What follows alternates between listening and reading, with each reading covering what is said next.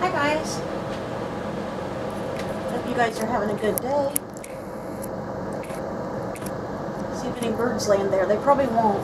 We just put out those feeders yesterday and we haven't had no birds there. I'm like, where are they at? Now that I put food out for them, they're not coming. Hopefully you'll see a bird, but I doubt it. So I thought I would read you guys a story today, a short story. They're true stories of God's divine touch, miracles in tough times. And it's a guidepost book. They always have really nice stuff, guideposts. We're reading this story together for the first time. I've never read it either, so we're reading it together. It's called Chemo Hair by Susan Farr, Fahncke. I probably said her last name wrong and I apologize. So let's get started. My battery holds out. It's flashing. What are you doing? The last thing I expected or wanted to see was my little sister lying sideways across the guest bed in our house, calmly running her fingers through her chemo hair and dropping the handfuls of beautiful silky blonde hair into the wastebasket next to the bed. My gorgeous 28-year-old sister was losing her battle with brain cancer and accepted it with a grace and gratitude that at times blew me away, like now. Angel had always been very into her looks. I'm sure it stemmed from losing her hair at the age of 3, from her first battle with cancer. She beat that one, but when her hair came back, it was always very thin. Her entire life, she had fretted about her hair, sensitive to its never being quite as thick as she'd like. This past year, it had grown to her shoulders and was a shiny, silky blonde that framed her pretty face just right. Now her face looked battle-ravaged, bruised, and constantly losing her balance, a side effect of the brain tumor. Swollen from the steroids that she needed to help keep her brain from swelling. I never understood how the steroids could differentiate between the swelling in her brain and the swelling in her face. How did they diminish one and cause the other? Her hair was no longer framing her lovely face. It was now simply falling out around her. "What are you doing?" I asked again. A little half-smile lit her face. "I'm thanking God."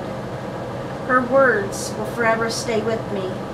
My baby sis taught me every single day of her life.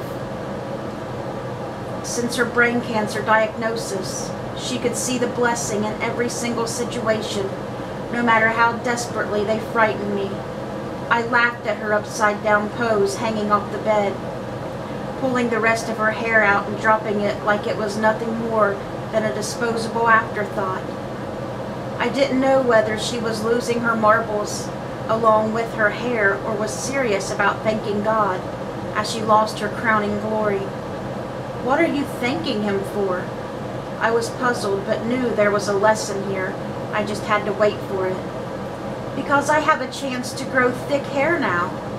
She seemed surprised at my stupidity. "I've always hated my hair, and now that it's falling out, I can grow new hair." Most women I know, including myself, would be a lot more upset, hysterically crying, actually, at being faced with losing her hair on top of everything else a cancer patient has to endure. For women, their hair is a huge part of their identity.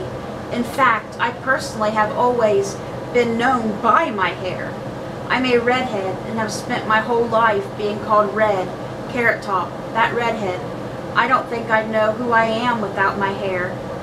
I know how she feels there, guys. I've been called all those too.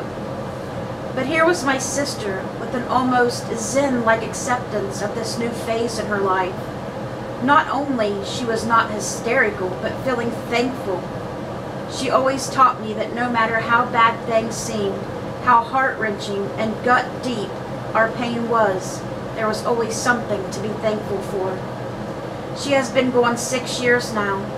It's hard to believe it's been that long. In many ways, I feel like she was just with me yesterday. Things she did or said or taught me continually come back to me, often out of the blue. Her spirit of gratitude and joy in life, were beautiful gifts that continue to bless me even after this time, all this time. One day, when I'm having a bad hair day or feel cranky because of something superficial, I find myself remembering her thanking God on what could have been one of the lowest days of her life. Instead of going into a tailspin and feeling lost without her locks, she simply found the hope that comes with change and truly found the deepest part of her heart, felt grateful for it. Angel's hair never did quite come in much, but the greatest changes possible in a person's life did flow forth and would never have done so without her battle with cancer. She became a brilliant example of what God wants us to become during our time on earth.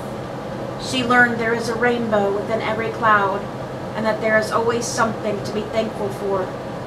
On this day, a day when you might feel less than grateful for life's hardships and challenges, remember a beautiful 28-year-old woman, her golden hair falling out, and thanking God for it. There is always something for which to be thankful. And that is the end of that story, guys. Wasn't that a beautiful story? Always thank God.